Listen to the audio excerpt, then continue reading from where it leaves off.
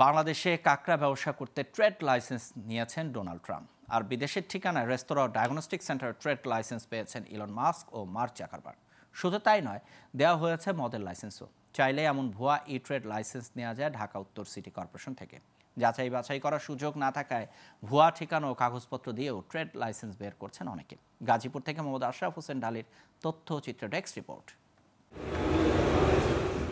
সম্প্রতি trade licence সেবা সহজ করেছে ঢাকা উত্তর সিটি কর্পোরেশন। আর এ সুযোগে ভুয়া তথ্য দিয়ে লাইসেন্স নিচ্ছে প্রতারকরা।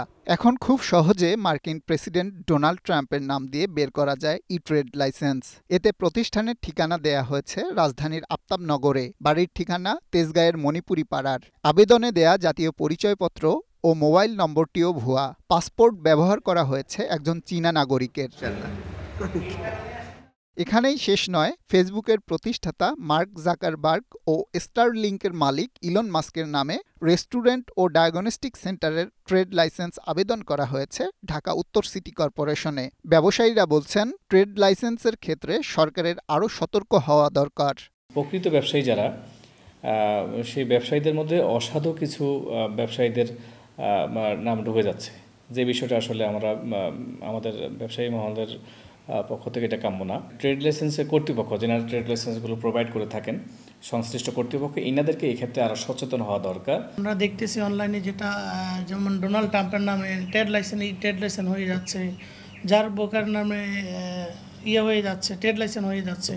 তো যে চাচ্ছে, যার যেমন মন চাচ্ছে, সে সেভাবে অ্যাপ্লাই করতেছে এবং সেটা ওইখান থেকে অ্যাপ্রুভ হয়ে যাচ্ছে। এদিকে ডিএনসিসি বলছে, সম্প্রতি ই ট্রেড লাইসেন্স দেওয়ার ক্ষেত্রে ত্রুটি দেখা দিয়েছে। এখন থেকে গ্রাহকের জাতীয় পরিচয়পত্রের তথ্য যাচাই করে দেয়া হবে লাইসেন্স। আমরা যখন শুরু করার পরে আপনি যেটা বললেন, কয়েকটা ফেক লাইসেন্স বা এ ধরনের লাইসেন্স আনইউজুয়াল, যেটা ইলন মাস্কের নামে, ডোনাল্ড ট্রাম্পের নামে, এরকম কয়েকটা লাইসেন্স কেউ দেখাচ্ছে, বের করে দেখাচ্ছে। তো এগুলো আবার ফিল্টার করার জন্য, এগুলো রোধ করার জন্য আমরা সিস্টেমের আরো চেঞ্জ নিয়ে আসছি। এটা রোধ করা যাবে। এনআইডিটা ভেরিফিকেশনের জন্য আমরা নির্বাচন কমিশনের সাথে চুক্তি করতেছি। করলে তাহলে আমরা ওই সার্ভারটা যদি ইউজ করতে পারি, তাহলে এখানে আমাদের সাথে অ্যালাইনমেন্ট হলে এনআইডিটা দিবে, এনআইডিটা ভেরিফাইড হবে। সম্প্রতি ই ট্রেড লাইসেন্স সেবা চালু করেছে ডিএনসিসি, যেখানে একজন নাগরিক নিজেই আবেদন ও এজেন্ট ব্যাংকিংয়ের মাধ্যমে টাকা জমা দিয়ে ট্রেড লাইসেন্স বের করতে পারেন। Global television, news desk.